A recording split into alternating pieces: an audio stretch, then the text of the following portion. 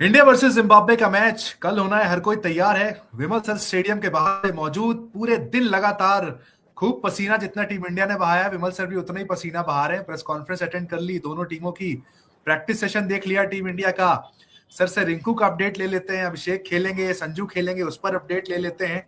एक एक करके सारी बातें आप लोगों तक पहुंचाते हैं। विमल सर वहां से हमारे साथ खड़े हैं। विमल सर, बात की शुरुआत हम उस पीसी से ही कर लेते हैं जो कोटक साहब की प्रेस कॉन्फ्रेंस हुई, वहां से आपको क्या टेक्स देखने को मिले। संजू वाली बात काफी ज्यादा चर्चा में आई, लेकिन कोई क्लैरिटी क्या मिल पाई है या फिर अभी कल ही फैसला होगा? नहीं, देखिए नॉर्मली उत्कर्ष, पहले तो बहुत बहुत शुक्रिया समाज आपका और आपके जितने हमारे स्पोर्ट मैच के जितने साथी लोग हैं जो हमें रेगुलर देखते हैं। जो एक चीज देखिए, प्रेस कॉन्फ्रेंस में तो नॉर्मली इंडियन टीम का कोई भी कोच हो, कप्तान हो, रेयरली जी होता है कि वो हिंट दे देते हैं कि हाँ ये खेलेगा वो नहीं खेलेगा। लेकिन सितांशु कोटक से जो सवाल पूछे गए और जो उनके जवाब आए, उसमें कहीं भी एम्बिगिटी नहीं है। आप अगर हिंट को समझते हैं तो उसमें साफ है जी कि संजू सैमसन खेल रहे हैं। उन्होंने जो राइट लेफ्ट कॉम्बिनेशन की बात की, उन्होंने ये भी बात की कि भाई किस तरह से इंडिया को अच्छी शुरुआत नहीं मिली है। तो ये जो तमाम जो बातें जो उन्होंने कही, जो बातें उन पे इशारा कर रही है। और संजू सैमसन कल जिस तरह से प्रैक्टिस उन्होंने की थी, कल जो जी उन्होंने बहुत समय बिताया था, उससे साफ हो गया है कि भाई संजू सैमसन जो है कल जो है वो खेल रहे हैं। ये कम से कम I will be really surprise if Sanju Samson doesn't come in the playing 11। Rinku Singh पर कोई अपडेट सर, कि क्या रिंकू सिंह खेलेंगे या फिर पहले टीम से जुड़ेंगे और फिर खेलेंगे? दो अलग अलग बातें। नहीं, श्वेतांशु कोटक से रिंकू सिंह के बारे में पूछा गया। उनके परिवार में मेडिकल इमरजेंसी है, उसके लिए वो गए थे। मुझे लग रहा था कि आज वो दोपहर में जब ऑप्शनल प्रैक्टिस सेशन था उसमें आएंगे, लेकिन उसमें आए नहीं। श्वेतांशु कोटक से ये पूछा गया तो उन्होंने कहा कि आज वो शाम और रात तक में जो है वो ज्वाइन करेंगे। तो अभी तक तो ऑफिशियली रिंकू सिंह के बारे में अपडेट नहीं है, लेकिन उम्मीद है कि वो आएंगे। और ऐसे में सवाल ये उठता है कि अगर उस मैच के बाद अगर रिंकू ने अभ्यास में हिस्सा नहीं लिया है और आज भी वो नहीं खेले, तो अचानक टीम इंडिया क्या उनको मैच में उतारेगी? ये एक बड़ा सवाल है, स्पेशली अगर आपने बैटिंग को चेंज करना है। तो मुझे लगता है कहीं ना कहीं जो अक्षर पटेल मुझे दिख रहे हैं सुंदर की जगह, और ठीक है भाई, प्रॉब्ली ठीक। रिंकू सिंह की जगह में, अगर क्योंकि टीम चाहेगी हाँ। कि अभिषेक शर्मा को भी और तिलक वर्मा को भी एक एक मौका और दिया जाए। हम्म। सर, अभिषेक को लेकर कुछ सवाल हुए क्या, कुछ तीखे सवाल? क्योंकि एज ए बैटिंग कोच वहां पर रिस्पॉन्सिबिलिटी तो कोटक साहब की भी बनती थी कि भाई प्रेस कॉन्फ्रेंस में आए, वो उन्होंने बल्लेबाजी में जो कमियां हैं उस पर भी बात की। लेकिन अभिषेक शर्मा नहीं चल रहे हैं, किस तरीके के सवाल हुए? क्या एग्रेसिव क्वेश्चन भी कुछ सितांशु कोटक से हुए अभिषेक शर्मा की पर्टिकुलरली फॉर्म को लेकर? नहीं, अभिषेक शर्मा पे कई सवाल पूछे गए सितांशु कोटक से, और उन्होंने कहा, उन्होंने जवाब भी दिया। लेकिन जो उन्होंने उन्होंने इस चीज को माना कि भाई थोड़ा सा ओवरऑल अगर आप देखा जाए, एक्चुअली उन्होंने तो पहले डिफेंड किया कि भाई 2 साल में पहली बार एक टीम इंडिया का इतना बुरा गेम रहा है और एक बार ही आप आउटराइट नहीं कर सकते। उन्होंने ये भी डाइल्यूट करने की कोशिश की कि ऐसा कोई प्रॉब्लम नहीं है टीम को। और उन्होंने कहा कि थोड़ा सा जब अब अगर आपके बल्लेबाजों से रन नहीं होता है, स्पेशली अभिषेक शर्मा यंग खिलाड़ी हैं, तो आपको कॉन्फिडेंस पे मतलब थोड़ा सा आपको लगता है। लेकिन किसी ने पूछा कि कल अभिषेक जो है पहले बैटिंग नहीं कर रहे थे, संजू और ईशान गए थे, इसका क्या मतलब है? फिर उन्होंने क्लैरिफाई किया, उन्होंने कहा कि नहीं नहीं ऐसी कोई बात नहीं है। संजू ईशान भले ही ओपन करे थे, लेकिन अभिषेक हमेशा प्रैक्टिस सेशन में पहले बॉलिंग करते हैं और बाद में वो बैटिंग करते हैं। और कल उन्होंने बैटिंग की, हमने बात भी की थी, अभिषेक शर्मा ने कल बैटिंग की है।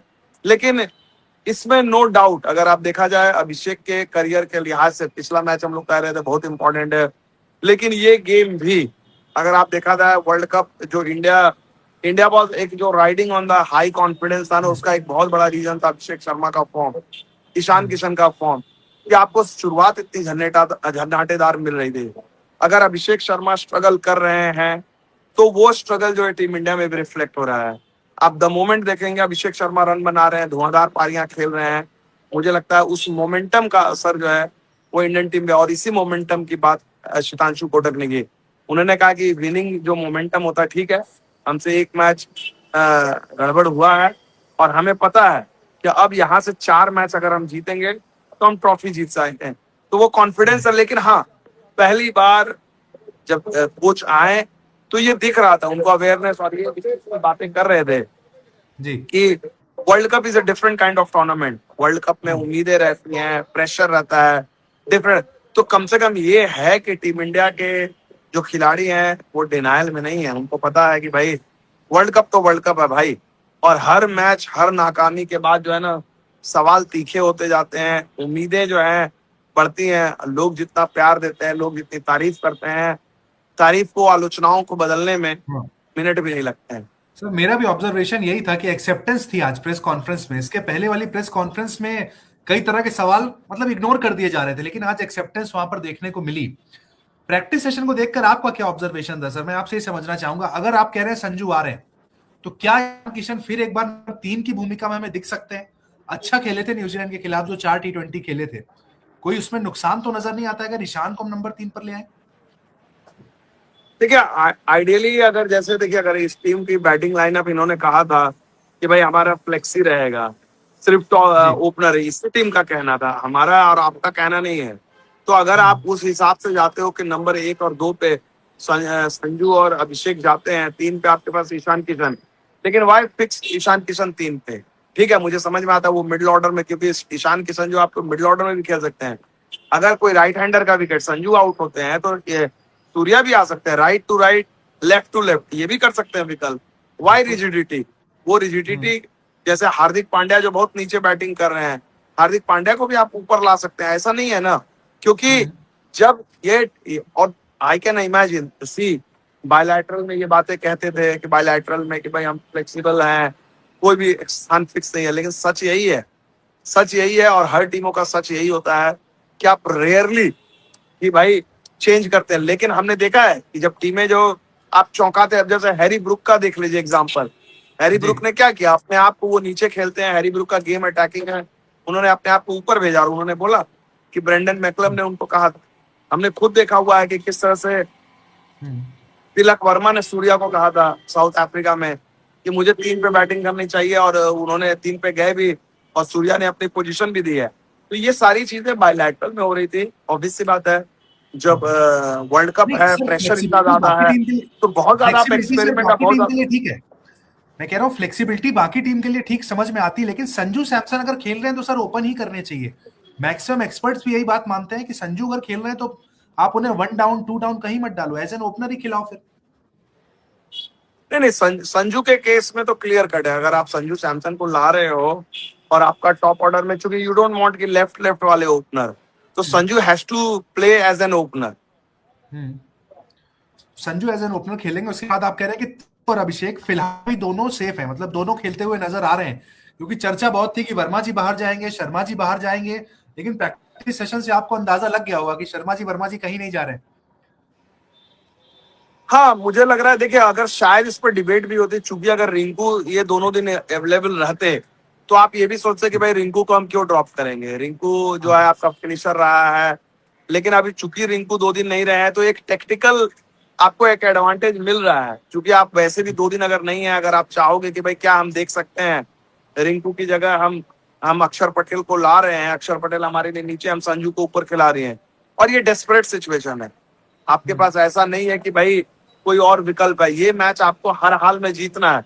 क्योंकि यहाँ पर नहीं जीतने का मतलब आप समझ रहे हैं, आपका वर्ल्ड कप का कैंपेन खत्म हो जाना।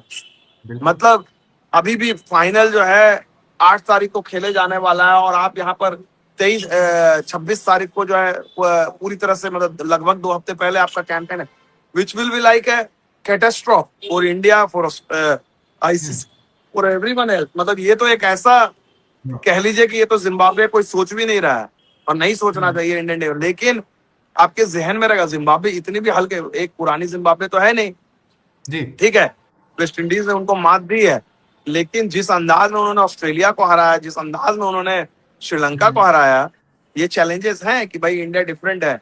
लेकिन हमें ये नहीं सोचना चाहिए कि भाई नहीं नहीं जिम्बाब्वे है तो भाई हो जाएगा। हम तो साउथ अफ्रीका को भी वैसे ही सोच रहे थे, लेकिन साउथ अफ्रीका ने देखा कि प्लान, और यहाँ पर हमें नहीं भूलना चाहिए कि जिम्बाब्वे के पास खोने को कुछ नहीं है। वो तो उनके लिए यहाँ तक की उपलब्धि बहुत बड़ी उपलब्धि है, सुपर 8 में आ गए। लेकिन अगर अगर उन्होंने जिम्बाब्वे ने पलटवार किया, इंडिया के लिए बहुत मुश्किल हो जाएगी। मतलब I can not even think of the scenario कि अगर जिम्बाब्वे ने अगर कुछ तैयारियां मिल किसी देखी तरह, आपने जिम्बाब्वे की? जो आप कह रहे हैं पलटवार की बात, क्या जिम्बाब्वे की ऐसी कोई खास स्पेशल तैयारी भी आपको कुछ देखने को मिली क्या, जिससे हमें सावधान हो जाना चाहिए अभी? नहीं उत्कर्ष अभी मैं टू बी वेरी ऑनेस्ट अभी जिम्बाब्वे की प्रैक्टिस जस्ट अभी शुरू हुई है अंडर लाइट्स।